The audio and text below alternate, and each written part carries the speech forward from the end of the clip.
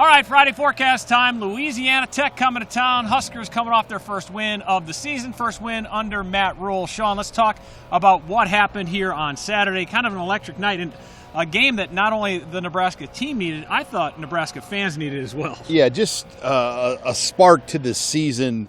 Going on the road for 2 straight games against Power 5 opponents, sold-out places, that was an extremely difficult way for a new coach to open up with. And, I mean, we knew it was realistic that Nebraska could be 0-2. They were underdogs, but I think a lot of people felt they should have won at least one of those 2 games. So the thought of being 0-2 and just the way it was, it just had a bad feel. And I think finally we saw a clean, collective game played where it was complementary in all 3 phases. Well, we'll get to quarterbacks in a second, but first we got to talk about some breaking news that happened on Monday during Matt Rule's news conference, and announcing that not 1 but 2 running backs are out for the season, Rahmir Johnson and Gabe Ervin Jr. Yeah, this is significant because you think about, Andy, now the number of playmakers this team has lost, going back to Xavier Betts in August, Isaiah Garcia Castaneda after the opener, and then now these 2 running backs, Rahmir Johnson and Gabe Ervin Jr.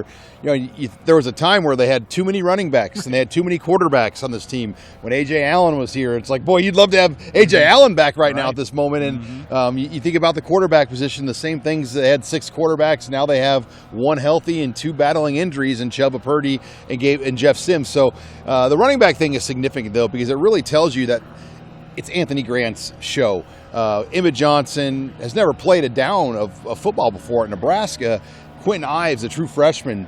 I mean, what's realistic? I mean, I think Anthony Grant's going to have to take 80 to 90% of the reps, and if he's tired, they'll spell him, but he's going to have to carry the load on his back. Quite a story, too, because 2 weeks ago he didn't play a single snap in Colorado. Now he is certainly going to be the workhorse moving forward. And, Sean, quarterback-wise, we don't get the feel that we'll know who's going to start, much like last week, until game time. At least that was the feeling we got from Matt Rule here on Monday. Yeah, you get the sense. I mean, the Monday practice, Andy, or the Sunday practice when they come back, I mean, that's no pads. It's kind of a run out. Tuesday, Wednesday are the days. They go Tuesday morning, Wednesday evening, heavy, full padded days. What will Sims look like then? What we do know is he was the emergency number 3 against Northern Illinois. Can he advance himself up? I mean, my gut feel tells me Harburg will play in this game, and I wouldn't be surprised if he's a starter again. That would be interesting to see. And questions, going back to the running backs, too, this is a good opponent to get your feet wet in Louisiana Tech. Nebraska is a 3-touchdown favorite, though Louisiana Tech does have an explosive offense, which will test Nebraska's defense, who has been outstanding through the first 3 games. Yeah, I think one of the nice things about being battle-tested early those first 2 weeks, they saw some pretty good teams, and I think now when they played Northern Illinois, I mean, it felt easy, the transition of playing where if you start easy and then go to a tough opponent, it's hard to make that jump. Those guys are playing at a high level. They practice at a high level during the week, and it shows. Tony White has been an outstanding hire. Especially against the run, Sean. They were simply dominant against Northern Illinois, giving up just 26 yards on 22 carries. Yeah, and you talk about the 3-3-5, the knock on it always has been, well, I can't stop the run. Well, when you have a nose like Nash Hutmacher, I mean, think about this. He's already, he's going to play 400 or 500 snaps this year. He's never played more than really 200 in his career, so they're really getting a lot out of Nash Hutmacher.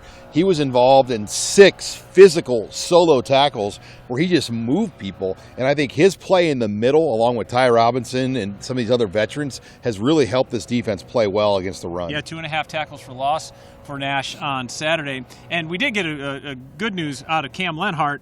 It looks like what was feared to be a very serious injury is not going to be so bad, and he may even play this week. Yeah, and I think they're being extremely precautious. One of the things about this defense, too, they play a lot of guys. 35 defenders played in that game the other night, and over 20-some played over 10 snaps. So that is one thing about this staff, too. They play a lot of people. They rotate a lot of people. So when you get your chance, you're ready to go, where I think in previous staffs we didn't see a lot of rotating, and I think they're doing a great job in developing this roster. I thought it was interesting, too, listening to Matt Rule on Monday. People are ready to throw roses and call this defensive unit, compared to the 2009 Nebraska squad. And he's like, no, there is plenty to improve on, and it starts with forcing more turnovers. Yeah, you'd like to see them get home on a sack and knock the ball loose a few times, force some fumbles in space, get interceptions. Javin Wright had an outstanding pick, and there was another one by Quentin Newsome that was called off that was really close to being a pick. So they took a step forward in that department, but they still haven't forced more than one turnover in a game this year. You'd like to see 2 or 3 this week. How about special teams? Kind of a mixed bag through 3 weeks. Yeah, I thought they'd step forward this week, though. Brian Buschini was the guy that we knew.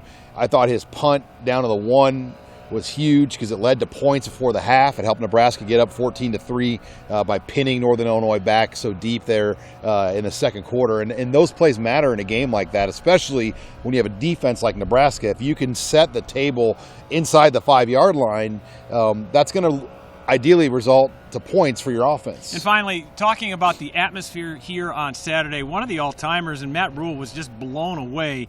What can we expect Saturday for an afternoon kick? Yeah, it's special. I mean, there's a reason why people keep coming back to the stadium after 100 years. I mean, nights like Saturday night were special. I mean, just and just when you thought Trev Alberts and his team, couldn't really improve that light show. I mean they've taken this thing up to, what was the movie Coneheads when he was in charge of the light show at halftime of the homecoming thing, and they had this. That was like it was. They keep upping it. They up the ante. It was that level. I was like, where did these drones come from? It was incredible, and just for the recruits and the team.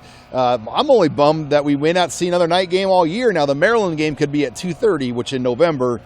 It will be dark by the fourth quarter, but these 2:30 kicks the next 2 weeks, I don't know if they can get the lights off. I'm sure if there's a will, there's a way. They'll figure something out for Saturday. It's Nebraska and Louisiana Tech, a 2:30 kick here at Memorial Stadium.